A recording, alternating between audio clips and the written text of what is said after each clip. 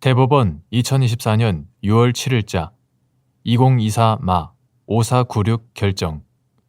사건명 손해배상 기. 1. 채무자가 복수인 경우 지급명령의 송달 방법. 송달받을 사람을 수령 명의인으로 하여 송달받을 사람 각자에게 개별적으로 송달. 채무자가 복수인 경우 지급명령의 송달은 송달받을 사람을 수령 명의인으로 하여 송달받을 사람 각자에게 개별적으로 하여야 한다. 2.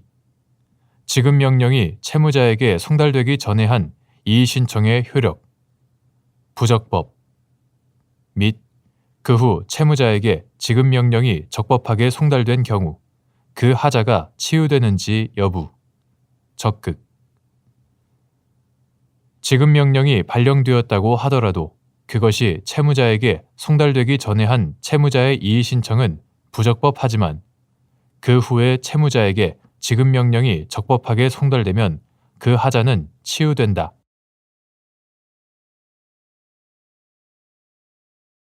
대법원 2024년 6월 13일 선고 2018-261-322 판결. 사건명 주주지위 부존재 확인 등. 1. 주주총회 결의 부존재 확인의 소에서 확인의 이익이 인정될 수 있는 경우 확인의 소에서 확인의 이익 유무가 직권조사 사항인지 여부, 적극. 주주총회 결의 부존재 확인의 소에서 확인의 이익은 주주총회 결의의 존재나 외관으로 인하여 회사를 둘러싼 현재의 권리 또는 법률 관계에 장애가 생겨 그 부존재의 확인을 구함으로써 그 존재나 외관을 제거할 필요가 있는 경우 인정될 수 있다. 또한 확인의 소에서 확인의 이익이 있는지 여부는 직권조사 사항이므로 당사자의 주장 여부에 관계없이 법원이 직권으로 판단하여야 한다. 2. 주주 명부상 주주만이 회사에 대한 관계에서 의결권 등 주주권을 행사할 수 있는지 여부, 원칙적 적극. 및 회사가 주주 명부상 주주의 주주권 행사를 부인하거나 주주 명부에 기재를 마치지 아니한 자의 주주권 행사를 인정할 수 있는지 여부, 원칙적 소극. 주주 명부에 기재를 마치지 않은 자가 회사에 대한 관계에서 주주권을 행사할 수 있는 경우 특별한 사정이 없는 한 주주 명부에 적법하게 주주로 기재되어 있는 자는 회사에 대한 관계에서 주식에 관한 의결권 등 주주권을 행사할 수 있고 회사 역시 주주 명부상 주주 외에 실제 주식을 인수하거나 양수하고자 하였던 자가 따로 존재한다는 사실을 알았든 몰랐든 간에 주주 명부상 주주의 주주권 행사를 부인할 수 없으며 주주 명부에 기재를 마치지 아니한 자의 주주권 행사를 인정할 수도 없다. 주주 명부에 기재를 마치지 않고도 회사에 대한 관계에서 주주권을 행사할 수 있는 경우는 주주 명부외의 기재 또는 명의 개서 청구가 부당하게 지연되거나 거절되었다는 등의 극히 예외적인 사정이 인정되는 경우에 한한다. 3. 주식이 발행되는 경우 회사가 인수인의 청약에 상응하는 주식의 배정이 이루어졌는지, 인수인의 법률상 의무가 이행되었는지 등을 확인한 후 인수인을 주주로 기재하였다면 그 주주 명부의 기재는 적법한 것으로 보아야 하는지 여부, 원칙적 적극. 주식이 발행되는 경우에는 주식을 인수하고자 하는 자가 청약을 하면 회사는 그에 따라 주식을 배정하고 상법 제302조 제1항, 제420조의 5 제1항, 제425조 제1항 인수인이 죽음의 납입 또는 현물 출자와 같은 법률상 의무를 이행하면 상법 제303조 제425조 제1항 법률상 의무를 이행하면 그 인수인을 주주 명부에 주주로 기재한다. 상법 제352조 제1항 이때 회사가 인수인의 청약에 상응하는 주식의 배정이 이루어졌는지, 인수인의 법률상 의무가 이행되었는지 등을 확인한 후 그 인수인을 주주로 기재하였다면 특별한 사정이 없는 한 그 주주 명부의 기재는 적법한 것으로 보아야 한다. 4. 주식이 양도되는 경우 주식을 양수한 자가 취득 사실을 증명하는 방법으로 명의 개설을 청구하고 회사가 형식적 심사 의무를 다하여 명의 개설을 하였다면 그 명의 개설에 따른 주주 명부의 기재는 적법한 것으로 보아야 하는지 여부. 원칙적 적극. 주식이 양도되는 경우에는 주식을 취득한 자의 명의 개설 청구에 따라 회사는 심사를 거쳐 주주 명부에 주주로 기재한다. 이때 회사는 청구자가 진정한 주권을 점유하고 있는가, 주권이 발행된 경우, 주권을 점유하고 있는가, 또는 주식을 취득한 사실을 증명하고 있는가, 주권이 발행되지 않은 경우, 증명하고 있는가 등 명의 개설 청구에 관한 형식적 작용만을 심사하면 족하고, 나아가 청구자가 진정한 주주인가에 대한 실질적 자격까지 심사할 의무는 없다. 따라서 주식을 양수한 자가 그 취득 사실을 증명하는 방법으로 명의 개설을 청구하고 그 청구에 관하여 회사가 형식적 심사 의무를 다하여 그에 따라 명의 개설을 하였다면 특별한 사정이 없는 한 그 명의 개설에 따른 주주 명부의 기재는 적법한 것으로 보아야 한다. 5. 명의 개설에 따른 주주 명부의 기재가 적법하다고 볼 수 없는 경우, 명의 개설 직전에 적법하게 작성된 주주 명부가 존재한다면 그 주주 명부상 주주가 회사에 대한 관계에서 주주권을 행사할 수 있는지 여부. 적극.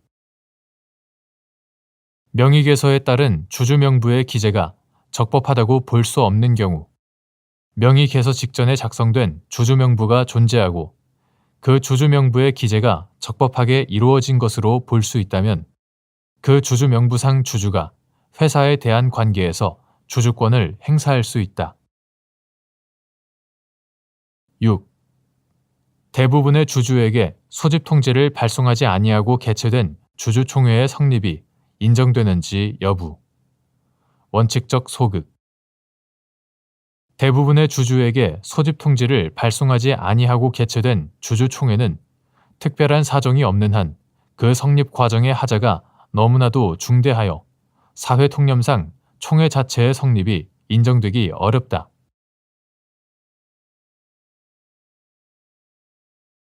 대법원 2024년 6월 13일 선고 2020타 258-893 판결. 사건명 부당이득금. 민법 제368조 제1항의 규정 취지.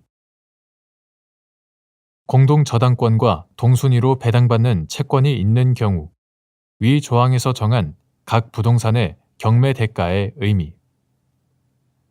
매각 대금에서 당해 부동산이 부담할 경매 비용과 선순위 채권뿐만 아니라 동순위 채권에 안분되어야 할 금액까지 공제한 잔액 및 이때 배당액을 산정하는 방법. 이는 공동근저당의 경우에도 마찬가지인지 여부. 적극.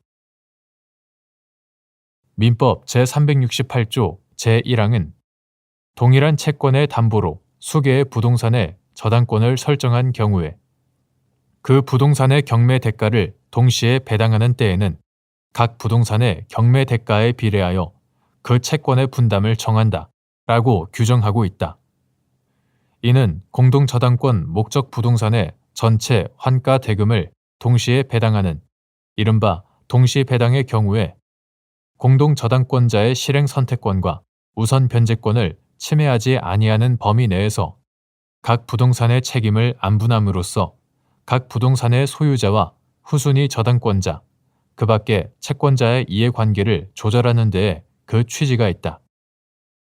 여기에서 각 부동산의 경매 대가란 일반적으로 매각 대금에서 당해 부동산이 부담할 경매 비용과 선순위 채권을 공제한 잔액을 말하지만 공동저당권 설정 등기 전에 가압류 등기가 마쳐진 경우처럼 공동저당권과 동순위로 배당받는 채권이 있는 경우에는 매각대금에서 당해 부동산이 부담할 경매 비용과 선순위 채권뿐만 아니라 동순위 채권에 안분되어야 할 금액까지 공제한 잔액을 말한다고 봄이 타당하다. 당해 부동산에서 동순위 채권에 안분되는 금액은 공동저당권에 우선 변제권이 미치지 아니하여 담보가치에서 제외되고 이는 선순위 채권의 경우와 다를 바 없기 때문이다.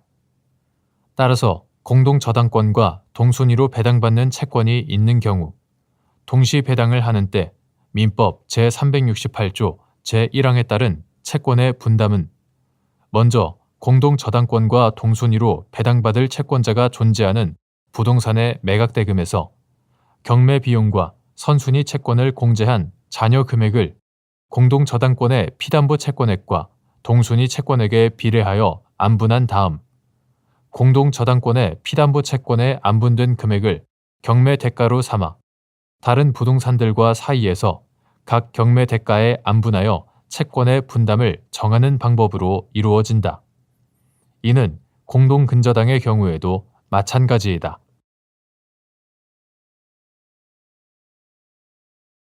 대법원 2024년 6월 13일 선고 2023-304-568 판결 사건명 유류분 반환 청구의 소 1. 피상속인의 재산 처분 행위가 유류분 산정의 기초재산에 산입되는 증여에 해당하는지 판단하는 방법. 유류분 제도는 피상속인의 재산 처분 행위로부터 유족의 생존권을 보호하고 법정 상속분의 일정 비율에 해당하는 부분을 유류분으로 산정하여 상속인의 상속재산 형성에 대한 기여와 상속재산에 대한 기대를 보장하는 데 그 목적이 있다. 민법 제1118조에 따라 준용되는 민법 제1008조는 공동상속인 중에 피상속인으로부터 재산의 증여 또는 유증을 받은 특별 수익자가 있는 경우에 공동상속인들 사이에 공평을 기하기 위하여 그 수중 재산을 상속분의 선급으로 다루어 구체적인 상속분을 산정하는 데 참작하도록 하려는데 그 취지가 있다. 이러한 유류분 제도의 입법 목적과 민법 제1008조의 취지에 비추어 보면 유류분 산정에 기초재산에 산입되는 증여에 해당하는지 여부를 판단할 때에는 피상속인의 재산 처분 행위의 법적 성질을 형식적, 추상적으로 파악하는 데 그쳐서는 안 되고 재산 처분 행위가 실질적인 관점에서 피상속인의 재산을 감소시키는 무상 처분에 해당하는지 여부에 따라 판단하여야 한다. 2. 계약 명의 신탁 약정이 부동산 실권리자 명의 등기에 관한 법률 시행 후에 이루어진 경우 위 약정의 무효로 명의 수탁자가 명의 신탁자에게 반환하여야 할 부당 이득의 대상, 매수 자금 및 명의 수탁자가 완전한 소유권 취득을 전제로 사후적으로 명의 신탁자와 매수 자금 반환 의무의 이행을 가름하여 명의 신탁된 부동산을 양도하기로 합의하고 이에 기해 명의 신탁자 앞으로 소유권 이전 등기를 맞춰준 경우 그 소유권 이전 등기의 효력, 원칙적 유효. 이른바 계약 명의 신탁 약정이 부동산 실권리자 명의 등기에 관한 법률 시행 후에 이루어진 경우에는 명의 신탁자는 애초부터 당해 부동산의 소유권을 취득할 수 없었으므로 위 명의 신탁 약정의 무효로 인하여 명의 신탁자가 입은 손해는 당해 부동산 자체가 아니라 명의 수탁자에게 제공한 매수 자금이라 할 것이고 따라서 명의 수탁자는 당해 부동산 자체가 아니라 명의 신탁자로부터 제공받은 매수 자금만을 부당 이득한다고 할 것이다. 그러나 그 경우에도 명의수탁자가 명의수탁자의 완전한 소유권 취득을 전제로 하여 사후적으로 명의신탁자와의 사이에 위에서 본 매수자금 반환 의무의 이행을 가름하여 명의신탁된 부동산 자체를 양도하기로 합의하고 그에 기하여 명의신탁자 앞으로 소유권 이전 등기를 맞춰준 경우에는 그 소유권 이전 등기는 새로운 소유권 이전의 원인인 대물급부의 약정에 기한 것이므로 그 약정이 무효인 명의신탁 약정을 명의신탁자를 위하여 사후에 보완하는 방책에 불과한 등의 다른 특별한 사정이 없는 한 유효하다.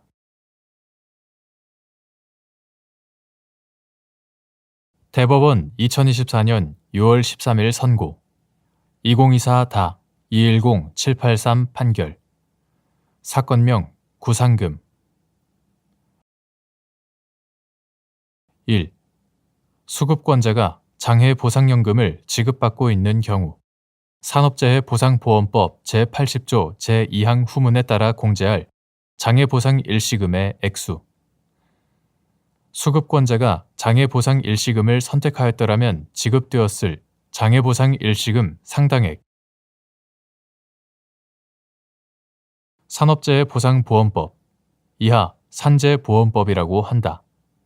산재보험법 제80조 제2항은 전문에서 수급권자가 동일한 사유에 대하여 이 법에 따른 보험급여를 받으면 보험가입자는 그 금액의 한도 안에서 민법이나 그 밖의 법령에 따른 손해배상의 책임이 면제된다 라고 규정하고 후문에서 이 경우 장해보상연금 또는 유족보상연금을 받고 있는 사람은 장해보상 일시금 또는 유족보상 일시금을 받은 것으로 본다라고 규정하고 있다. 이처럼 산재보험법 제80조 제2항 후문은 아직 그 지급이 현실화되지 않은 장해보상연금도 공제의 대상으로 삼는 대신 공제의 범위를 장해보상 일시금 상당액으로 한정함으로써 수급권자 및 사용자의 이익과 책임을 조절하고 있다. 또한 장해보상연금과 장해보상 일시금의 구별은 장해급여의 지급 방법상의 차이에 따른 것에 불과한 점, 특별한 경우를 제외하고는 연금과 일시금의 선택은 수급권자의 의사에 달려있는 점 등을 종합하면 산재보험법상 장해보상연금과 장해보상 일시금은 전체로서 가치가 같다고 보아야 한다.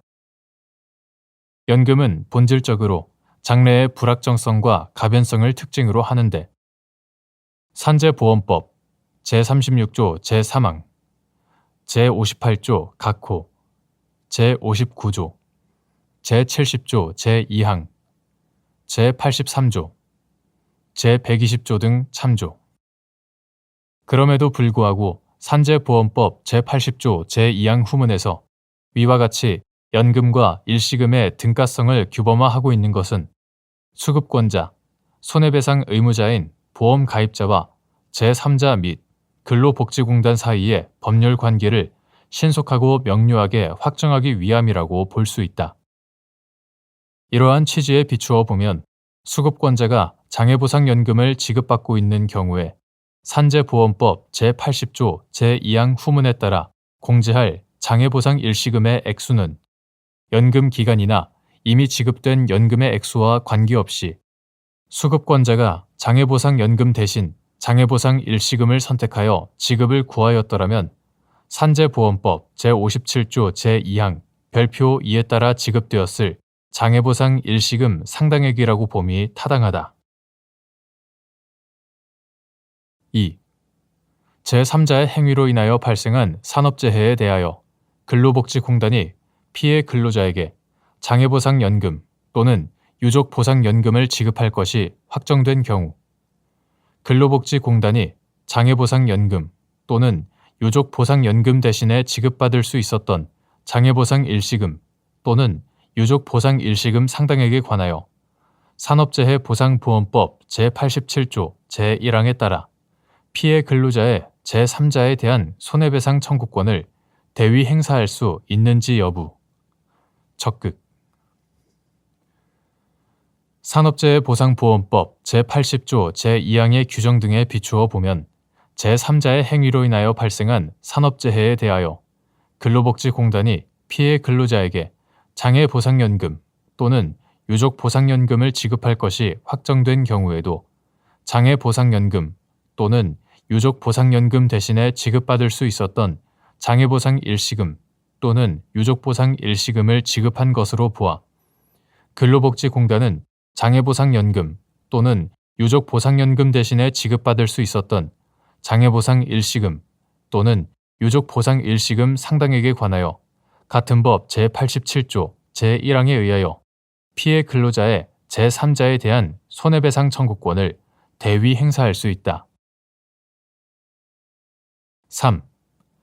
피해 근로자인 갑이 완치 후 근로복지공단으로부터 장애 등급 8급 상당의 장애보상 일시금을 지급받았고 이후 갑의 장애 등급이 6급으로 변경되었다가 다시 5급으로 변경되었으며 그 후 갑의 선택에 따라 근로복지공단이 장애보상연금의 지급을 결정, 통지하였는데 근로복지공단이 산업재해보상보험법 제87조 제1항에 따라 갑의 손해배상 청구권을 대위 행사하는 경우에 장애보상 일시금 산정 시 적용할 평균 임금이 문제된 사안에서 갑이 장애보상 일시금을 선택하였더라면 지급되었을 장애보상 일시금은 보험급여 원부에 기재된 장애등급 5급의 적용 개시일의 평균 임금을 적용하여 산정하여야 하는데도 장애보상연금 지급이 개시된 시점에 평균 임금을 적용하여 장애보상 일시금을 산정한 원심의 조치에 심리미진 등의 잘못이 있다고 한 사례.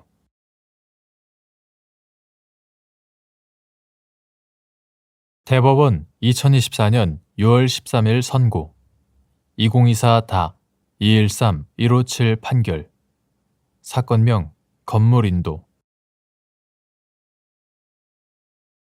1. 민사소송에서 법원의 심판 대상과 범위 민사소송법 제203조는 처분권주의라는 제목으로 법원은 당사자가 신청하지 아니한 사항에 대하여는 판결하지 못한다라고 정하고 있다. 민사소송에서 심판 대상은 원고의 의사에 따라 특정되고 법원은 당사자가 신청한 사항에 대하여 신청 범위 내에서만 판단하여야 한다. 2. 건물의 인도와 건물에서의 퇴거의 구별 채권자가 소로서 채무자가 건물에서 퇴거할 것을 구하고 있는데 법원이 채무자의 건물 인도를 명한 경우 처분권 주의에 반하는지 여부 적극 건물의 인도는 건물에 대한 현실적, 사실적 지배를 완전히 이전하는 것을 의미하고 민사집행법상 인도 청구의 집행은 집행관이 채무자로부터 물건의 점유를 빼앗아 이를 채권자에게 인도하는 방법으로 한다. 한편 건물에서의 퇴거는 건물에 대한 채무자의 점유를 해제하는 것을 의미할 뿐 더 나아가 채권자에게 점유를 이전할 것까지 의미하지는 않는다는 점에서 건물의 인도와 구별된다. 그러므로 채권자가 소로서 채무자가 건물에서 퇴거할 것을 구하고 있는데 법원이 채무자의 건물 인도를 명하는 것은 처분권 주의에 반하여 허용되지 않는다. 3. 공유물의 소수 지분권자가 다른 공유자와 협의 없이 공유물의 전부 또는 일부를 독점적으로 점유하는 경우 다른 소수 지분권자가 공유물의 인도를 청구할 수 있는지 여부 소극 공유물의 소수 지분권자인 피고가 다른 공유자와 협의하지 않고 공유물의 전부 또는 일부를 독점적으로 점유하는 경우 소수 지분권자인 원고가 피고를 상대로 공유물의 인도를 청구할 수는 없다.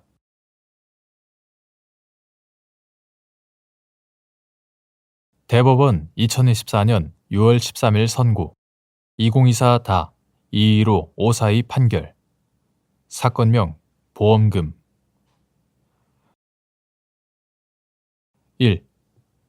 주택 임차인이 법인인 경우 임차주택의 양수인이 임대인의 지위를 당연히 승계한다는 내용의 주택임대차보호법 제3조 제4항이 적용되는지 여부. 원칙적 소급. 임대인이 법인을 임차인으로 하는 주택을 양도한 경우 임대인의 법인에 대한 임대차 보증금 반환 채무가 소멸하는지 여부. 원칙적 소급. 법인은 주택임대차보호법 제3조 제1항이 정하는 대항 요건의 하나인 주민등록을 마칠 수 없는 점에 비추어 보면 주택을 임차한 법인에는 주택임대차보호법 제3조 제2항, 제3항이 정하는 경우를 제외하고는 주택임대차보호법 제3조가 적용되지 않는다. 그러므로 임차주택의 양수인이 임대인의 지위를 당연히 승계한다는 내용의 주택임대차보호법 제3조 제4항도 주택임차인이 법인인 경우에는 원칙적으로 적용되지 않는다. 따라서 임대인이 법인을 임차인으로 하는 주택을 양도한 경우에는 임대인의 임대차 보증금 반환 채무를 양수인이 면책적으로 인수하였다는 등의 특별한 사정이 없는 한 임대인의 법인에 대한 임대차 보증금 반환 채무는 위 주택 양도에도 불구하고 소멸하지 아니한다. 2. 부동산 매수인이 매매 목적물에 관한 임대차 보증금 반환 채무 등을 인수하는 한편 그 채무액을 매매 대금에서 공제하기로 약정한 경우 위 인수가 면책적 채무 인수라고 볼 수 있는지 여부. 원칙적 소급. 부동산 매도인과 매수인 사이에 임대차 보증금 반환 채무를 면책적으로 인수하는 약정이 있는 경우 그에 기한 면책적 채무 인수의 효력이 발생하기 위한 요건, 채권자인 임차인의 승낙 및 이때 임차인의 승낙은 묵시적 의사표시로도 가능한지 여부. 적극. 임대보증금 반환 채권의 회수 가능성 등이 의문시되는 상황인 경우 임차인의 어떠한 행위를 임대차 보증금 반환 채무의 면책적 인수에 대한 묵시적 승낙의 의사표시에 해당한다고 단정할 수 있는지 여부. 소극. 면책적 채무 인수는 병존적 채무 인수 또는 이행 인수와는 달리 제3자가 채무를 인수함으로써 기존 채무자가 면책되므로 어떠한 인수의 법적 성격이 문제되는 경우 이를 병존적 채무 인수 또는 이행 인수가 아니라 면책적 채무 인수로 보는 데에는 엄격함과 신중함이 요구된다. 그러므로 부동산 매수인이 매매 목적물에 관한 임대차 보증금 반환 채무 등을 인수하는 한편 그 채무액을 매매 대금에서 공제하기로 약정한 경우 그 인수는 특별한 사정이 없는 이상 매도인을 면책시키는 면책적 채무 인수라고 볼 수 없다. 또한 부동산 매도인과 매수인 사이에 임대차 보증금 반환 채무를 면책적으로 인수하는 약정이 있었더라도 그에 기한 면책적 채무 인수의 효력이 발생하려면 채권자인 임차인의 승낙이 있어야 한다. 민법 제454조 참조. 이때 임차인의 승낙은 반드시 명시적 의사표시로 하여야 하는 것은 아니고 묵시적 의사표시로도 가능하다. 그러나 임차인이 채무자인 임대인을 면책시키는 것은 그의 채권을 처분하는 행위이므로 임대보증금 반환 채권의 회수 가능성 등이 의문시되는 상황이라면 임차인의 어떠한 행위를 임대차 보증금 반환 채무의 면책적 인수에 대한 묵시적 승낙의 의사표시에 해당한다고 쉽게 단정하여서는 아니 된다. 3. 한국전력공사가 갑으로부터 아파트를 임차한 후 을 주식회사와 전세금 보장 신용보험 계약을 체결하였고 임대차 기간 중에 갑이 병에게 위 아파트의 소유권을 이전하면서 매매 계약서에 병이 매매 대금에서 위 임대차 보증금을 제외한 나머지 금액만 지급하기로 하고 임차인 한국전력공사와 현 임대차 계약을 승계하여 임대인의 지위와 의무를 인수인계하기로 한다는 내용의 인수 조항을 기재하였는데 이후 임대차가 종료되었지만 한국전력공사가 보증금을 반환받지 못하자 을 회사를 상대로 임대차 보증금에 상당하는 보험금의 지급을 구하는 소를 제기하였고, 이에 을 회사가 위 매매 계약 당시 임대차 보증금 반환 채무를 병이 면책적으로 인수하는 것을 한국전력공사가 묵시적으로 승낙하였다고 주장한 사안에서 재반 사정을 종합하면 한국전력공사가 을 회사의 임대차 보증금 반환 의무를 병이 면책적으로 인수하는 것을 묵시적으로 승낙하였다고 단정할 수 없는데도 이와 달리 본 원심 판단에 법리 오해에 잘못이 있다고 한 사례.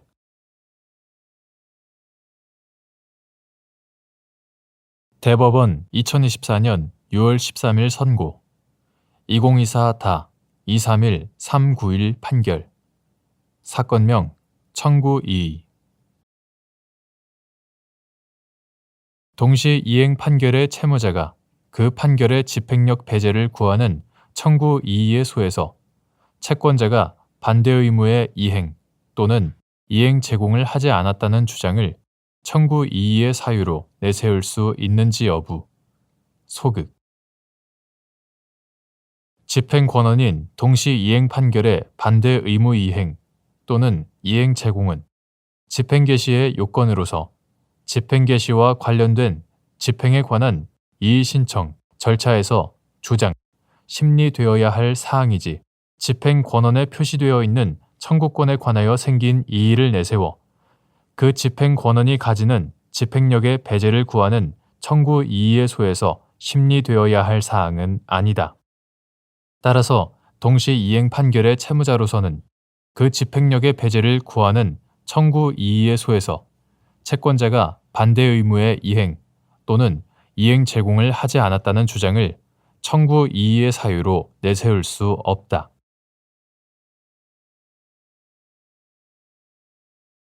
대법원 2024년 6월 17일 선고 2020다 291 531 판결 사건명 부당이득금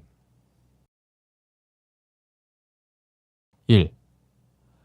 회사의 권리능력 제한 사유인 회사의 정관상 목적의 의미와 판단 기준.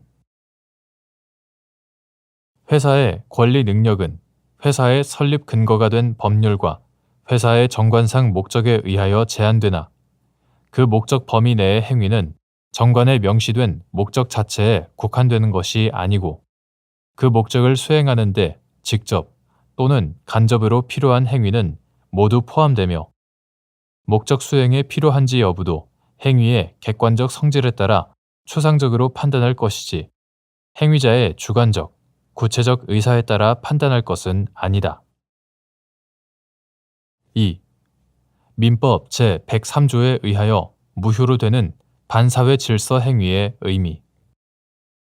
민법 제104조에서 정한 불공정한 법률 행위의 성립 요건 및 상대방 당사자에게 폭리 행위의 악의가 없는 경우 불공정한 법률 행위가 성립하는지 여부. 소극.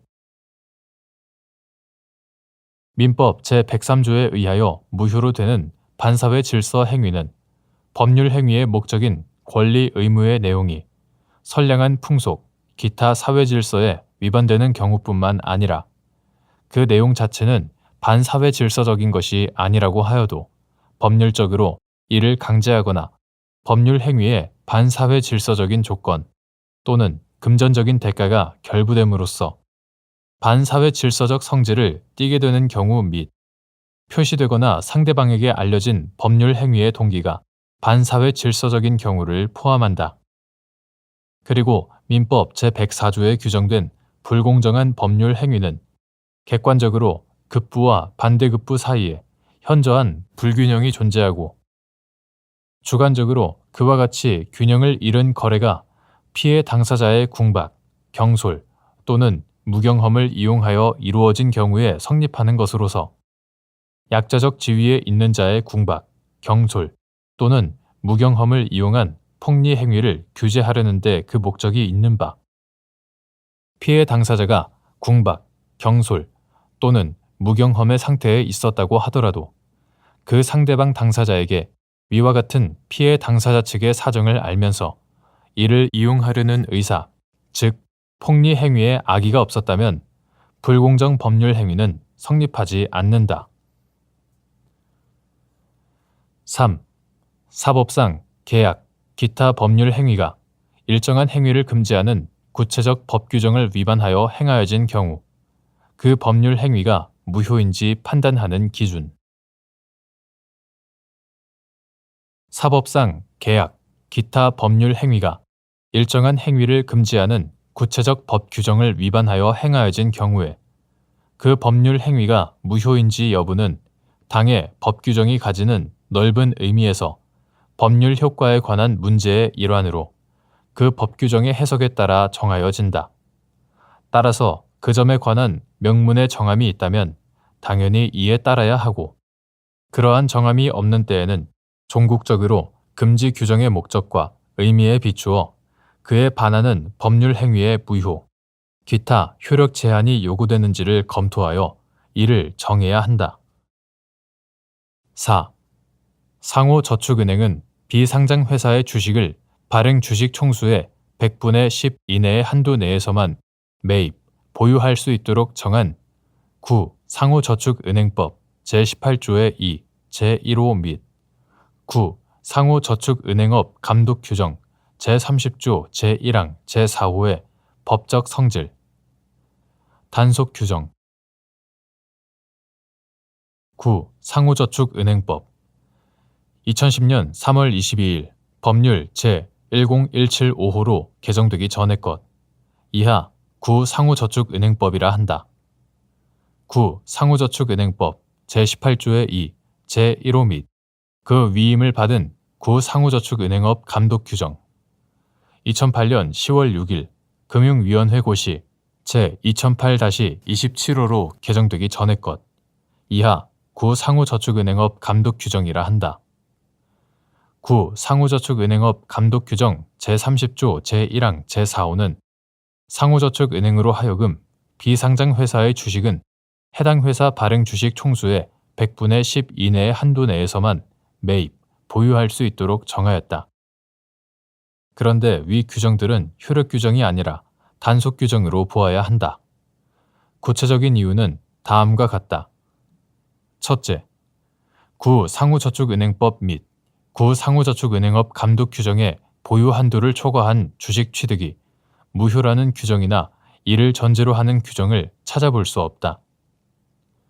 둘째, 9. 상호저축은행법과 9. 상호저축은행업 감독 규정이 상호저축은행에 대하여 일정 비율을 초과하는 비상장 회사 주식의 매입, 보유를 제한하는 주된 취지는 상호저축은행의 사기업에 대한 지배를 제한함과 동시에 관련 시장에서 경쟁을 보장하고 상호저축은행의 부실화를 예방하여 자본 충실화를 기하기 위한 것이다. 이러한 규정을 위반하여 사전 승인을 받지 아니한 상호저축은행의 주식 보유 행위 자체가 그 사법상 효력까지도 부인하지 않으면 안 될 정도로 현저히 반사회성, 반도덕성을 지닌 것이라고 할 수 없을 뿐만 아니라 그 행위에 사법상 효력을 부인하여야만 비로소 입법 목적을 달성할 수 있다고 볼 수 없다. 셋째, 또한 위 규정들을 효력 규정으로 보아 이에 위반한 상호저축은행의 주식 보유 행위를 일률적으로 무효라고 할 경우 담보권 실행으로 인한 주식 취득 등 불가피한 사정이 있는 경우에도 그 효력이 부인되어 주식거래의 안전을 해칠 우려가 있을 뿐만 아니라 상호저축은행의 부실화를 방지하고자 하는 법의 취지에 반하는 결과가 될 수 있다.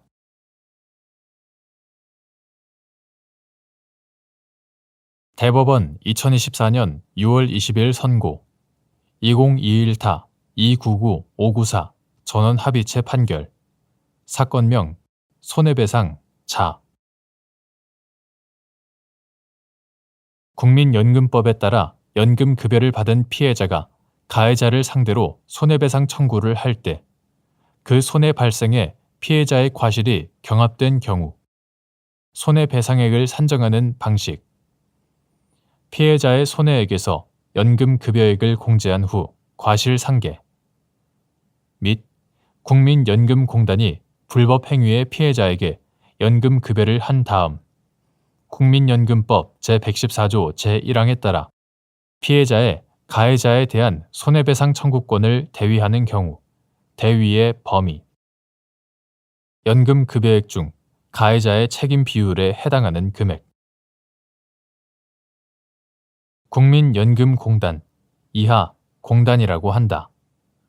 공단의 손해배상 청구권 대위를 인정한 국민연금법 제114조 제1항의 문헌과 입법 취지, 국민연금의 목적과 사회보장적 성격, 불법 행위가 없었을 경우 연금급여 수급권자가 누릴 수 있는 이익 및 법적 지위와의 균형, 수급권자와 공단 사이의 이익 형량, 연금급여 수급권의 성격, 국민건강보험법 및 산업재해 보상보험법 규정의 해석에 관한 판례 변경 등을 종합하여 보면 국민연금법에 따라 연금급여를 받은 피해자가 가해자를 상대로 손해배상 청구를 할 경우 그 손해 발생에 피해자의 과실이 경합된 때에는 피해자의 손해액에서 먼저 연금급여액을 공제한 다음 과실상계를 하는 공제 후 과실상계 방식으로 손해배상액을 산정하여야 하고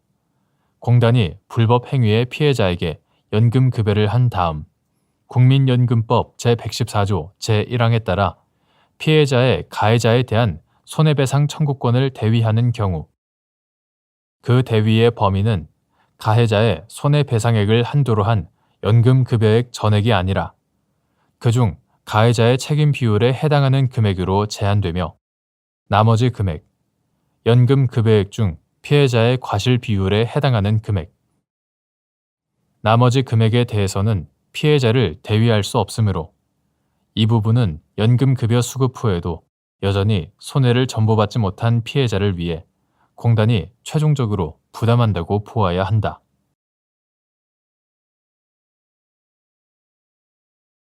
대법원 2024년 6월 13일자 2024스 536 결정 사건명 등록부 정정 1. 친족법상 또는 상속법상 중대한 영향을 미칠 수 있는 사항에 대하여는 가족관계의 등록 등에 관한 법률 제107조에 따라 확정 판결에 의하여만 가족관계 등록부에 정정 신청을 할 수 있는지 여부. 적극. 가족관계의 등록 등에 관한 법률 이하 가족관계 등록법이라 한다. 가족관계 등록법 제104조는 가정법원의 허가에 의한 가족관계 등록부의 정정 신청, 제107조는 확정 판결에 의한 가족관계 등록부의 정정 신청에 관하여 각각 규정하고 있다. 가정법원의 허가에 의한 가족관계 등록부의 정정은 그 절차의 간이성에 비추어 정정할 사항이 경미한 경우에 허용되는 것이므로 친족법상 또는 상속법상 중대한 영향을 미칠 수 있는 사항에 대하여는 가족관계 등록법 제107조에 따라 확정 판결에 의하여만 가족관계 등록부에 정정 신청을 할 수 있다. 2. 자녀의 가족관계 등록부에 부의 출생 연월일과 본이 기록되지 않은 경우 이를 부의 제적부 기재 내용과 동일하게 기록하는 것은 가족관계의 등록 등에 관한 법률 제107조에 따라 확정 판결에 의하여야 하는지 여부. 적극. 및 이때 혼인 중에 출생자라는 점은 가족관계 등록부 등을 통하여 별도로 인정되어야 하는지 여부. 적극. 자녀의 가족관계 등록부에 부의 출생 연월일과 본이 기록되지 않은 경우 이를 부의 제적부 기재 내용과 동일하게 기록하는 것은 친족법상 또는 상속법상 중대한 영향을 미칠 수 있는 사항이므로 이는 가족관계의 등록 등에 관한 법률 이하 가족관계 등록법이라 한다. 가족관계 등록법 제107조에 따라 확정 판결에 의하여 이루어져야 한다. 혼인 중에 출생자는 친생자 관계의 존재 확인의 확정 판결을 받아 가족관계 등록법 제107조에 따른 등록부 정정 신청을 할 수 있는데 위 판결에서는 친생자 관계의 존부에 대한 판단 외에 부모의 혼인 여부가 주문으로 확정되지는 않으므로 혼인 중에 출생자라는 점은 가족관계 등록부 등을 통하여 별도로 인정되어야 한다. 3. 군사분계선 이북지역에서 혼인관계가 유효하게 성립하였으나 가족관계 등록부에 그 혼인관계가 기록되지 않았다는 사정만으로 그 혼인관계 중에 출생한 자녀가 혼인 외에 출생자가 되는지 여부. 소극. 군사분계선 이북지역 이하 북한이라 한다. 북한에서 혼인관계가 유효하게 성립하였으나 가족관계 등록부에 그 혼인관계가 기록되지 않았다는 사정만으로 그 혼인관계 중에 출생한 자녀가 혼인 외의 출생자가 되는 것은 아니다. 그 이유는 다음과 같다. 첫째, 북한 이탈 주민의 보호 및 정착 지원에 관한 법률 제19조의 이는 가족관계 등록을 창설한 북한 이탈 주민 중 북한에 배우자를 둔 사람이 그 배우자를 상대로 이혼을 청구하는 경우의 특례를 규정하고 있다. 그리고 남북 주민 사이의 가족관계와 상속 등에 관한 특례법은 정전협정 전에 혼인하여 군사분계선 이남 지역 이하 남한이라 한다. 남한에 배우자를 둔 사람이 북한에서 다시 혼인을 한 경우 이를 중혼으로 취소하는 것을 제한하거나 일정한 경우 전혼이 소멸한 것으로 보고 제6조 혼인 중에 자녀로 출생한 북한 주민이 남한 주민인 부모를 상대로 친생자 관계 존재 확인의 소를 제기하는 기간에 대한 특례를 규정하고 있다. 제8조 둘째, 이처럼 관련 법률은 북한에서 성립한 혼인관계의 효력이 인정될 수 있고 그 혼인관계 중 출생한 자녀도 혼인 중에 자녀가 될 수 있다는 입장에 서서 그에 따른 법률 관계를 규율하고 있다. 이는 남북관계 및 이로 인하여 발생하는 남북주민의 신분관계에 여러 문제점이 가지는 특수성을 고려하여 가족관계의 등록 등에 관한 법률에 따른 기록이 없다는 이유만을 들어 북한에서 이미 유효하게 이루어진 신분관계의 효력을 부정하지 않겠다는 취지이다. 4.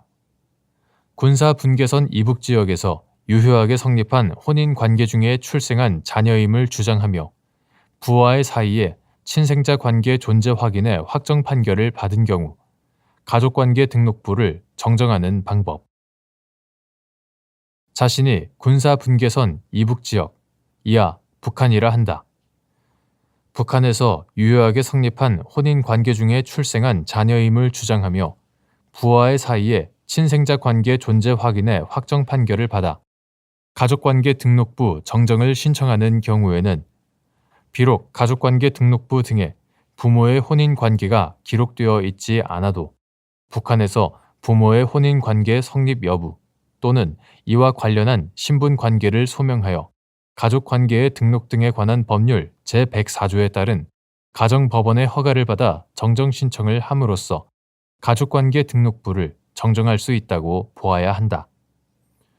북한에서 유효하게 성립한 혼인관계가 가족관계 등록부에 기록되기 어려운 점, 가사소송법 등의 혼인관계가 유효하게 존속한다거나 특정인이 그 혼인 중에 출생한 자녀임을 확인받을 수 있는 직접적인 쟁송 방법이 없는 점, 앞서 살펴본 관련 법률의 취지 등을 고려하면 위와 같은 경우에도 가정법원의 허가를 받아 가족관계 등록부를 정정할 수 있는 법적 가능성을 부여할 필요가 있기 때문이다.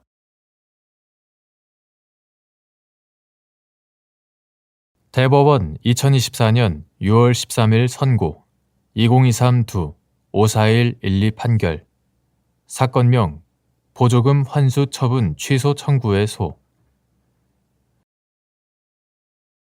사회복지사업법 제42조 제3항 단서의 의미 및 이에 따른 보조금 환수 처분은 이미 지급받은 보조금 전액을 환수 대상으로 하되 그 환수 범위는 개별적으로 결정해야 하는 재량 행위의 성격을 가지는지 여부, 적극. 사회복지사업법의 입법 목적, 사회복지사업법 제42조 제3항의 문헌 내용, 체계 및 형식, 사회복지사업법상 국가나 지방자치단체가 사회복지사업을 하는 자에 대하여 보조금을 지급하거나 반환을 명하는 행위의 목적과 특성 등을 모두 고려하여 볼 때 사회복지사업법 제42조 제3항 단서는 제1호, 제2호의 사유가 있는 경우 이미 지급한 보조금의 전부 또는 일부의 반환을 명하여야 한다는 의미로 해석된다. 또한 사회복지사업법 제42조 제3항 단서에서 규정하고 있는 보조금 환수 처분은 이미 지급받은 보조금 전액을 환수 대상으로 하되 그 환수 범위는 보조사업의 목적과 내용, 보조금을 교부받으면서 부정한 방법을 취하게 된 동기 또는 보조금을 다른 용도로 사용하게 된 동기, 보조금의 전체 액수 중 부정한 방법으로 교부받거나 다른 용도로 사용한 보조금의 비율과 교부받은 보조금을 그 조건과 내용에 따라 사용한 비율 등을 종합하여 개별적으로 결정해야 하는 재량 행위의 성격을 지니고 있다.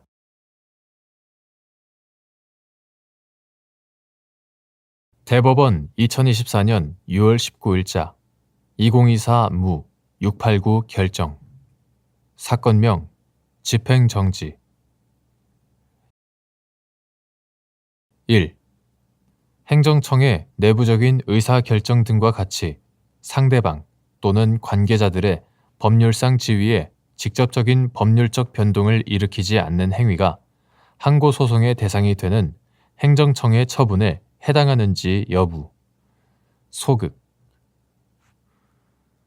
항고소송의 대상이 되는 행정청의 처분이란 원칙적으로 행정청의 공법상의 행위로서 특정 사항에 대하여 법규에 의한 권리의 설정 또는 의무의 부담을 명하거나 기타 법률상의 효과를 직접 발생하게 하는 등 국민의 권리 의무에 직접 관계가 있는 행위를 말하므로 행정청의 내부적인 의사결정 등과 같이 상대방 또는 관계자들의 법률상 지위에 직접적인 법률적 변동을 일으키지 않는 행위는 그에 해당하지 않는다.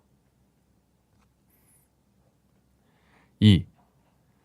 행정처분에 대한 집행정지 신청을 구하기 위한 요건으로서 법률상 이익의 의미 및 해당 처분의 근거 법규 및 관련 법규에 의하여 보호되는 법률상 이익의 범위. 행정처분에 대한 집행정지 신청을 구함에 있어서도 이를 구할 법률상 이익이 있어야 하는 바. 이 경우 법률상 이익이란 그 행정처분으로 인하여 발생하거나 확대되는 손해가 해당 처분의 근거 법규 및 관련 법규에 의하여 보호받는 직접적이고 구체적인 이익과 관련된 것을 말하고 단지 간접적이거나 사실적, 경제적 이해관계를 가지는 데 불과한 경우는 여기에 포함되지 않는다. 그리고 해당 처분의 근거 법규 및 관련 법규에 의하여 보호되는 법률상 이익은 해당 처분의 근거 법규의 명문 규정에 의하여 보호받는 법률상 이익. 해당 처분의 근거 법규에 의하여 보호되지는 아니하나 해당 처분의 행정 목적을 달성하기 위한 일련의 단계적인 관련 처분들의 근거 법규에 의하여 명시적으로 보호받는 법률상 이익. 해당 처분의 근거 법규 또는 관련 법규에서 명시적으로 당해 이익을 보호하는 명문의 규정이 없더라도 근거 법규 및 관련 법규의 합리적 해석상 그 법규에서 행정청을 제약하는 이유가 순수한 공익의 보호만이 아닌 개별적, 직접적, 구체적 이익을 보호하는 취지가 포함되어 있다고 해석되는 경우까지를 말한다. 3. 행정소송법 제23조 제2항에서 정하고 있는 효력 정지 요건인 회복하기 어려운 손해의 의미 및 처분 등이나 그 집행 또는 절차의 속행으로 인하여 생길 회복하기 어려운 손해를 예방하기 위하여 긴급한 필요가 있는지 판단하는 방법. 행정소송법 제23조 제3항에서 집행정지의 요건으로 공공복리에 중대한 영향을 미칠 우려가 없을 것을 규정하고 있는 취지 및 공공복리에 미칠 영향이 중대한지 판단하는 방법. 행정소송법 제23조 제2항에서 정하고 있는 효력 정지 요건인 회복하기 어려운 손해란 특별한 사정이 없는 한 금전으로 보상할 수 없는 손해로서 이는 금전 보상이 불가능한 경우 내지는 금전 보상으로는 사회관념상 행정처분을 받은 당사자가 참고 견딜 수 없거나 참고 견디기가 현저히 곤란한 경우에 유형, 무형의 손해를 일컫는다. 그리고 처분 등이나 그 집행 또는 절차의 속행으로 인하여 생길 회복하기 어려운 손해를 예방하기 위하여 긴급한 필요가 있는지는 처분의 성질과 태양 및 내용, 처분 상대방이 입는 손해의 성질, 내용 및 정도, 원상 회복, 금전 배상의 방법 및 난이 등은 물론 본안 청구의 승소 가능성의 정도 등을 종합적으로 고려하여 구체적, 개별적으로 판단해야 한다. 행정소송법 제23조 제3항이 집행정지의 또 다른 요건으로 공공복리에 중대한 영향을 미칠 우려가 없을 것을 규정하고 있는 취지는 집행정지 여부를 결정함에 있어서 신청인의 손해뿐만 아니라 공공복리에 미칠 영향을 아울러 고려해야 한다는 데 있고, 따라서 공공복리에 미칠 영향이 중대한지는 절대적 기준에 의하여 판단할 것이 아니라 신청인의 회복하기 어려운 손해와 공공복리 양자를 비교, 교량하여 전자를 희생하더라도 후자를 옹호하여야 할 필요가 있는지에 따라 상대적, 개별적으로 판단되어야 한다. 4. 보건복지부 장관이 의과대학 입학정원 확대 방안에 관하여 2025학년도부터 2,000명 증원할 것이라고 발표한 후 교육부 장관이 의과대학을 보유한 각 대학의 장으로부터 의대 정원 증원 신청을 받아 2025학년도 전체 의대 정원을 2,000명 증원하여 각 대학별로 배정하자 의대에 재학 중인 학생 등이 보건복지부 장관의 증원 발표 및 교육부 장관의 증원 배정에 대한 효력정지 및 집행정지 신청을 한 사안에서 보건복지부 장관의 증원 발표는 항고소송의 대상이 되는 처분으로 보기 어려워 효력정지를 구하는 신청은 부적법하여 각하되어야 하고 의대 재학 중인 신청인들은 증원 배정 처분 중 자신이 재학 중인 의과대학에 대한 부분에 집행정지를 구할 법률상 이익이 있지만 증원 배정 처분이 집행됨으로써 의대 재학 중인 신청인들이 입을 수 있는 손해에 비하여 증원 배정의 집행이 정지됨으로써 공공복리에 중대한 영향이 발생할 우려가 크다는 이유로 증원 배정에 대한 집행정지는 허용되지 않는다고 한 사례.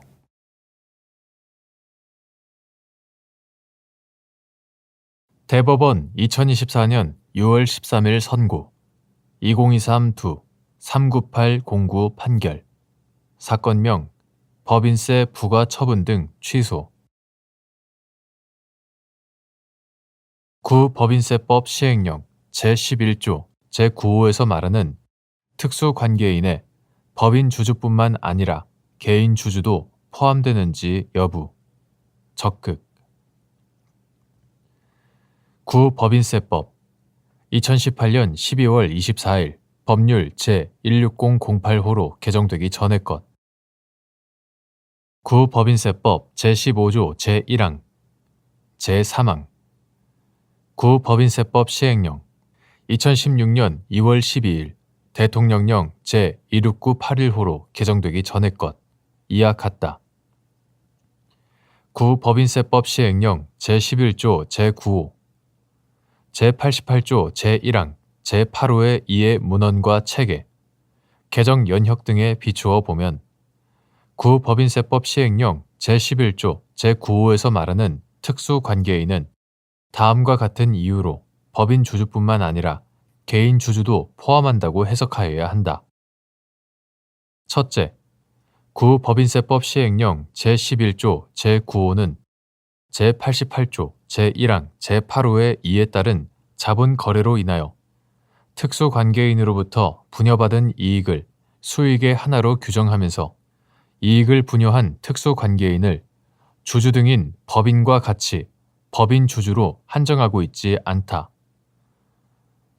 둘째, 구법인세법 시행령 제11조 제9호에 제88조 제1항 제8호의 2에 따른 자본 거래는 구법인세법 시행령 제88조 제1항 제8호의 2에 제8호 외의 경우로서 증자, 감자, 합병, 분할, 상속세 및 증여세법 제40조 제1항에 따른 전환사채 등에 의한 주식의 전환, 인수, 교환 등 법인의 자본을 증가시키거나 감소시키는 거래와 대응되므로 구법인세법 시행령 제11조 제9호는 제88조 제1항 제8호의 2에서 규정한 자본거래의 유형만 인용한 것으로 해석함이 자연스럽다. 셋째, 당초 구법인세법 시행령 제11조 제9호는 수익의 하나로 제88조 제1항 제8호의 규정에 의하여 특수관계자로부터 분여받은 이익을 규정하였는데 법인세법 시행령이 2000년 12월 29일 대통령령 제17033호로 개정되면서 위 규정은 제88조 제1항 제8호 각 목의 규정에 의한 자본 거래로 인하여 특수관계자로부터 분여받은 이익으로 개정되었다. 그 취지는 자본 거래의 유형만을 인용함으로써 이익 분여자가 개인 주주인 경우에도 그 분여받은 이익이 수익에 포함된다는 것을 명확히 하려는 데 있다.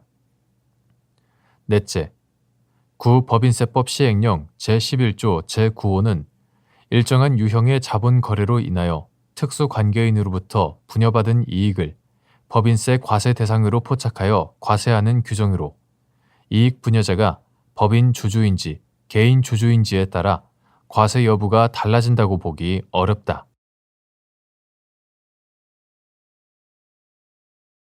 대법원 2024년 6월 13일 선고 2023-2 63079 판결 사건명 예금 채권 압류 처분 무효 확인 채무자 회생 및 파산에 관한 법률 제156조 제1항 제140조 제2항에 따른 조세채권자의 신고 기한 조세채권자가 회생 절차에 관하여 알지 못하여 회생 계획안 심리를 위한 관계인 집회가 끝날 때까지 채권 신고를 하지 못하고 관리인이 조세채권의 존재 또는 그러한 조세채권이 주장되는 사실을 알고 있거나 이를 쉽게 알 수 있었음에도 회생채권자 목록에 기재하지 아니한 경우 회생계획의 인가 결정에 따라 조세채권이 실권되는지 여부 소극 회생 절차가 종결한 후에도 실권되지 않은 조세채권자는 새로 체납처분 등을 하거나 중지된 체납처분을 속행할 수 있는지 여부 원칙적 적극 채무자 회생 및 파산에 관한 법률 이하 채무자 회생법이라 한다.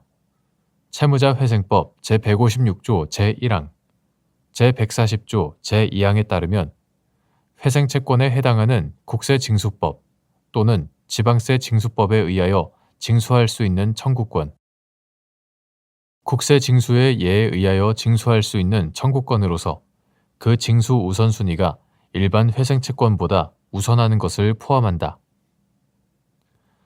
청구권을 가지고 있는 자 이하 조세채권자라 한다. 조세채권자는 지체 없이 그 액 및 원인 등을 법원에 신고하여야 하고 늦어도 회생계획안 심리를 위한 관계인 집회가 끝나기 전까지 신고하지 않으면 실권된다.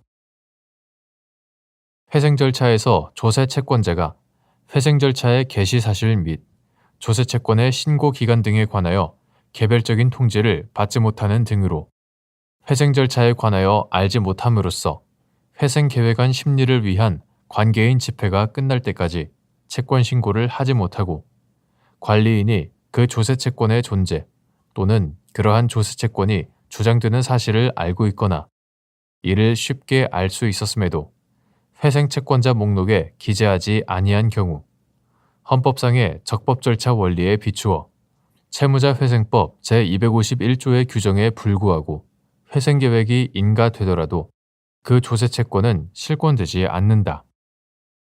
따라서 회생 절차가 종결한 후에도 실권되지 않은 조세 채권자는 특별한 사정이 없는 한 새로 체납 처분 등을 하거나 중지된 체납 처분을 속행할 수 있다.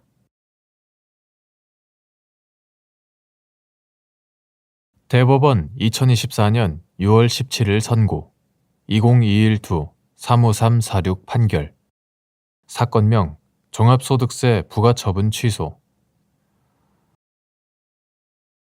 법인의 실질적 경영자와 공모하여 법인의 자금을 횡령한 귀속자가 형사재판에 이르러 해당 횡령금 상당액을 피해 법인에 지급한 경우 이는 소득처분으로 귀속자에게 성립한 소득세 납세 의무의 후발적 경정 청구 사유에 해당하는지 여부 원칙적 소급 구국세기본법 2022년 12월 31일 법률 제19189호로 개정되기 전의 것 이하 같다. 구국세기본법 제45조의 2 제2항 구국세기본법 시행령 2017년 2월 7일 대통령령 제27833호로 개정되기 전의 것 구국세기본법 시행령 제25조의 2의 내용, 체계 및 취지 특히 입법자는 납세자의 권리 구제를 확대하기 위하여 후발적 경정 청구 제도를 마련하면서도 조세 법률 관계의 안정성을 확보하기 위하여 법령에서 열거한 일정한 후발적 사유로 말미암아 과세표준 및 세액의 산정 기초에 변동이 생긴 경우로 후발적 경정 청구 사유를 제한하고 있는 점 등에 비추어 보면 법인의 실질적 경영자와 공모하여 법인의 자금을 횡령한 경우 과세관청이 횡령금 상당액이 사회에 유출되었다고 보아 소득 처분을 하여 그 귀속자에게 소득세 납세 의무가 성립한 이상 사후에 그 귀속자가 형사재판에 이르러 해당 횡령금 상당액을 피해 법인에 지급하였다고 하더라도 이는 특별한 사정이 없는 한 구국세기본법 제45조의 2, 제2항 등의 후발적 경정 청구 사유에 해당하지 않는다고 봄이 타당하다.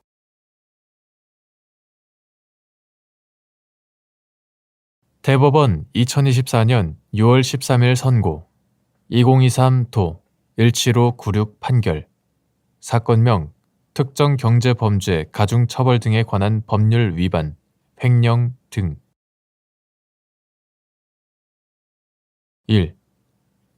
부패재산의 몰수 및 회복에 관한 특례법 제6조 제1항에서 정한 몰수, 추징의 요건 및 제도적 취지 위 조항에 근거한 검사의 몰수, 추징은 범죄 피해 재산을 피해자에게 환부하기 위한 선행 절차인지 여부 적극 부패재산의 몰수 및 회복에 관한 특례법 제6조 제1항은 몰수, 추징의 요건으로 범죄 피해자가 그 재산에 관하여 범인에 대한 재산 반환 청구권 또는 손해배상 청구권 등을 행사할 수 없는 등 피해 회복이 심히 곤란한 경우를 들고 있다. 위 법률 조항의 문헌에서도 알 수 있듯이 위 몰수, 추징 제도는 검사가 범죄 피해 재산을 몰수 혹은 추징한 다음 이를 다시 피해자에게 환부하여 특정 범죄 행위로 인하여 피해자가 입은 재산상 피해를 회복시키기 위한 제도이다. 따라서 위 법률 조항에 근거한 검사의 몰수, 추징은 범죄 피해 재산을 피해자에게 환부하기 위한 선행 절차이다. 2. 형사법상 몰수를 가름하는 추징이 형벌적 성격을 가지는지 여부 적극 몰수, 추징의 요건을 정한 부패재산의 몰수 및 회복에 관한 특례법 제6조 제1항을 해석할 때 고려할 사항 형사법상 몰수를 가름하는 추징은 공소사실에 관하여 형사재판을 받는 피고인에 대한 유죄의 판결에서 선고되는 부수 처분으로서 형벌적 성격을 가진다. 따라서 몰수, 추징의 요건을 정한 부패재산의 몰수 및 회복에 관한 특례법 제6조 제1항을 해석함에 있어서도 형벌법규의 해석은 엄격하여야 하고 문헌의 가능한 의미를 벗어나 피고인에게 불리한 방향으로 해석하는 것은 죄형 법정주의의 내용인 확장 해석 금지에 따라 허용되지 않는다는 법리의 취지를 고려할 필요가 있다.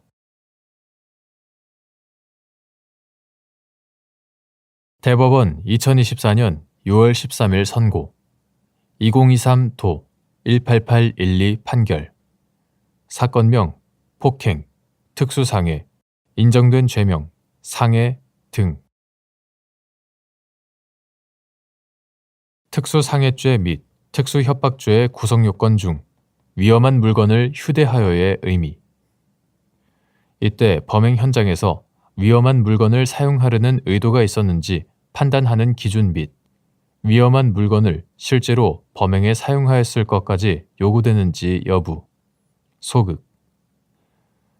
위험한 물건을 휴대하였다고 하기 위하여 그 물건을 현실적으로 손에 쥐고 있는 등 피고인과 그 물건이 반드시 물리적으로 부착되어 있어야 하는지 여부. 소극. 형법 제258조의 2 제1항, 제257조 제1항, 제284조, 제283조 제1항은 위험한 물건을 휴대하여 사람의 신체를 상해한 자를 특수상해죄로, 사람을 협박한 자를 특수협박죄로 각 처벌하도록 규정하고 있다. 여기서 위험한 물건을 휴대하여는 범행 현장에서 사용하려는 의도 아래 위험한 물건을 소지하거나 몸에 지니는 경우를 의미한다. 범행 현장에서 위험한 물건을 사용하려는 의도가 있었는지는 피고인의 범행 동기, 위험한 물건의 휴대 경위 및 사용 방법, 피고인과 피해자와의 인적 관계, 범행 전후의 정황 등 모든 사정을 합리적으로 고려하여 판단하여야 한다. 피고인이 범행 현장에서 범행에 사용하려는 의도 아래 위험한 물건을 소지하거나 몸에 지닌 이상 피고인이 이를 실제로 범행에 사용하였을 것까지 요구되지는 않는다. 또한 위험한 물건을 휴대하였다고 하기 위하여는 피고인이 범행 현장에 있는 위험한 물건을 사실상 지배하면서 언제든지 그 물건을 곧바로 범행에 사용할 수 있는 상태에 두면 충분하고, 피고인이 그 물건을 현실적으로 손에 쥐고 있는 등 피고인과 그 물건이 반드시 물리적으로 부착되어 있어야 하는 것은 아니다.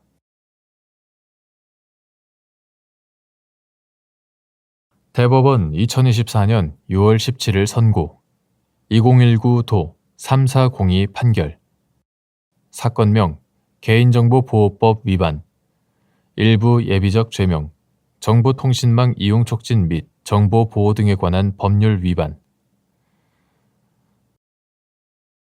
1. 개인정보보호법 제72조 제2호 전단에서 규정한 거짓이나 그 밖의 부정한 수단이나 방법의 의미. 이때 개인정보 취득 과정에서 사용하는 거짓이나 그 밖의 부정한 수단이나 방법에는 정보 주체나 개인정보 보유자의 의사결정에 영향을 미칠 수 있는 적극적 또는 소극적 행위는 물론 해킹과 같이 정보 주체 등의 의사결정과 무관하게 그 자체로 위계, 기타 사회 통념상 부정한 방법이라고 인정되는 행위도 포함되는지 여부. 적극. 9. 개인정보보호법 2020년 2월 4일 법률 제16930호로 개정되기 전의 것 이하 같다.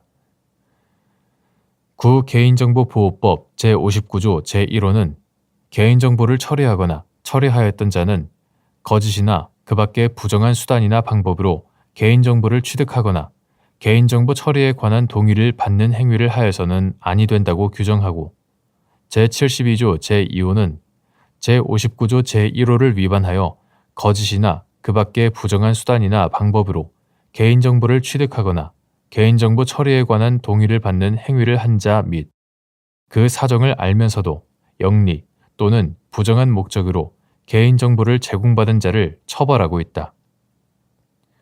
9. 개인정보보호법 제72조 제2호 전단에서 규정한 거짓이나 그 밖의 부정한 수단이나 방법이란 개인정보를 취득하거나 그 처리에 관한 동의를 받기 위하여 사용하는 위계, 기타 사회 통념상 부정한 방법이라고 인정되는 일체의 행위를 말한다. 그중 개인정보 취득 과정에서 사용하는 거짓이나 그 밖의 부정한 수단이나 방법에는 정보 주체나 개인정보 보유자의 의사결정에 영향을 미칠 수 있는 적극적 또는 소극적 행위는 물론 해킹과 같이 정보 주체 등의 의사결정과 무관하게 그 자체로 위계, 기타 사회 통념상 부정한 방법이라고 인정되는 행위도 포함된다. 2. 개인정보가 정부 주체의 동의 등에 기하지 아니한 채 유통되고 있는 사정을 알면서 개인정보를 제공받은 것만으로 구 개인정보보호법 제72조 제2호 전단에 거짓이나 그 밖의 부정한 수단이나 방법을 사용하여 개인정보를 취득한 경우에 해당하는지 여부. 소극. 개인정보를 제공받은 사람이 개인정보를 처리하거나 처리하였던 자가 거짓이나 그 밖의 부정한 수단이나 방법을 사용하여 개인정보를 취득하거나 개인정보 처리에 관한 동의를 받았다는 사정을 알면서도 영리 또는 부정한 목적으로 개인정보를 제공받은 경우 같은 법 제72조 제2호 후단에 해당할 수 있는지 여부. 적극. 9. 개인정보보호법 2020년 2월 4일 법률 제16930호로 개정되기 전의 것. 이와 같다. 9. 개인정보보호법 제72조 제2호가 전단과 후단에서 취득한 자와 제공받은 자를 구별하여 정하고 있으므로 개인정보가 정부 주체의 동의 등에 기하지 아니한 채 유통되고 있는 사정을 알면서 개인정보를 제공받은 것만으로는 구 개인정보보호법 제72조 제2호 전단에 거짓이나 그 밖의 부정한 수단이나 방법을 사용하여 개인정보를 취득하였다고 보기는 어렵다. 다만 개인정보를 제공받은 사람이 개인정보를 처리하거나 처리하였던 자가 거짓이나 그 밖의 부정한 수단이나 방법을 사용하여 개인정보를 취득하거나 개인정보 처리에 관한 동의를 받았다는 사정을 알면서도 영리 또는 부정한 목적으로 개인정보를 제공받은 경우에는 구 개인정보보호법 제72조 제2호 후단에 해당될 수 있다.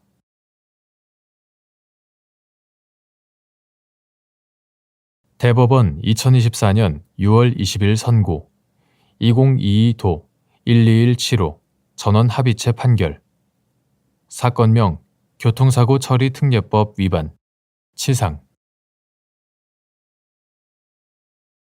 진로 변경을 금지하는 안전표지인 백색 실선이 교통사고 처리 특례법 제3조 제2항 단서 제1호에서 정하고 있는 통행금지를 내용으로 하는 안전표지에 해당하여 이를 침범하여 교통사고를 일으킨 운전자에 대하여 위 조항 본문의 반의사 불벌죄 규정 및 제4조 제1항의 종합보험 가입 특례 규정의 적용이 배제되는지 여부.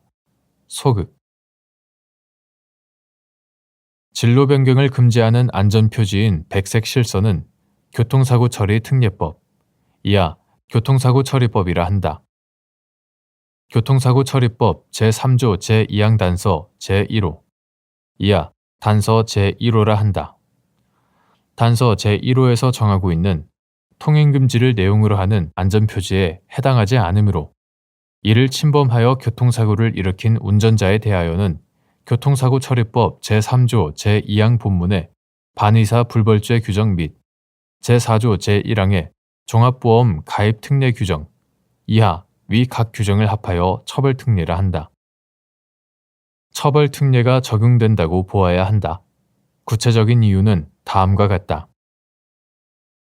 첫째, 단서 제1호는 안전표지 위반의 경우 통행금지 또는 일시정지를 내용으로 하는 안전표지를 위반하는 경우로 그 적용 범위를 한정하고 있다.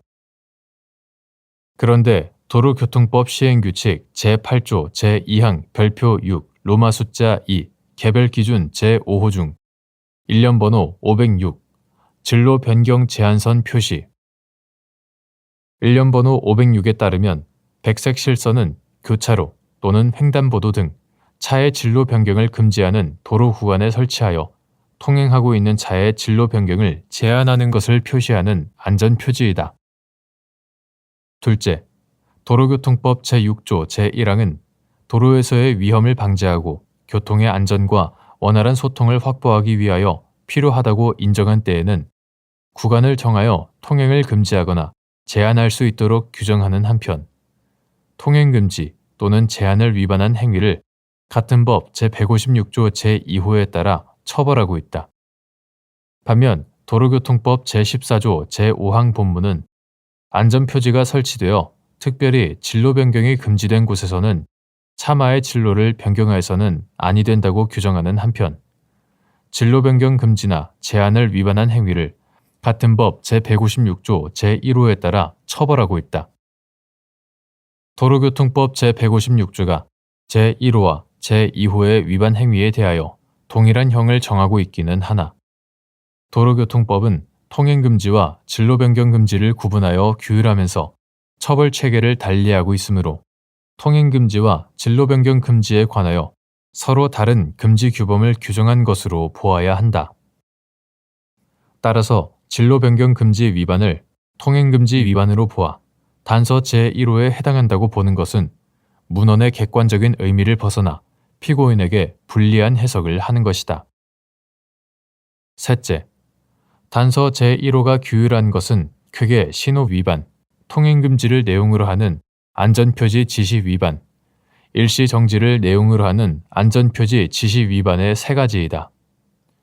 진로 변경 제한선과 같이 해당 표지에 위반하여 진로를 변경하는 것 자체는 금지되어 있으나 진로를 변경한 이후 해당 방향으로의 계속 진행이 가능한 경우 그 위반 행위를 통행 방법 제한을 위반한 것으로 볼 수는 있어도 법문헌에서 말하는 통행금지 위반으로 볼 수는 없다.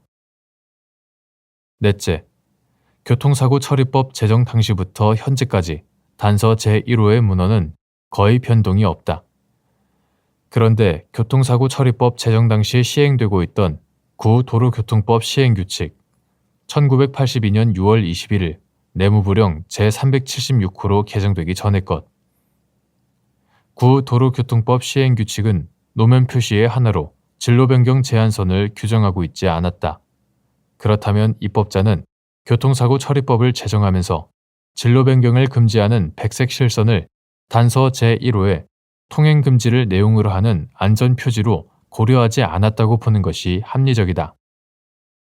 다섯째, 진로 변경을 금지하는 안전표지인 백색 실선이 설치된 교량이나 터널에서 백색 실선을 넘어 앞지르기를 하는 경우에는 별도의 처벌특례 배제 사유가 규정되어 있으므로 교통사고 처리법 제3조 제2항 단서 제4호 백색 실선을 통행금지를 내용으로 하는 안전표지로 보지 않는다고 하여 중대교통사고의 발생 위험이 크게 증가한다고 보기는 어렵다.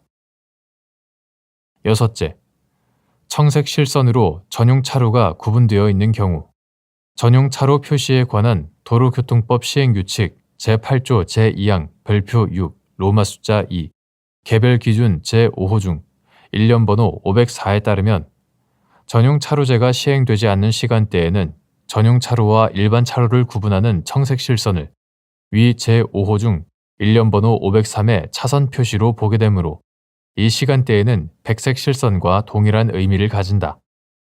그런데 백색 실선을 단서 제1호에서 규정하는 통행금지를 내용으로 하는 안전표지로 볼 경우 전용 차로제가 시행되는 시간대는 물론 전용 차로제가 시행되지 않는 시간대에도 일반 차량의 운전자가 청색 실선을 넘어 진로를 변경하는 과정에서 교통사고가 발생하면 처벌특례의 적용을 받을 수 없는 문제가 있다.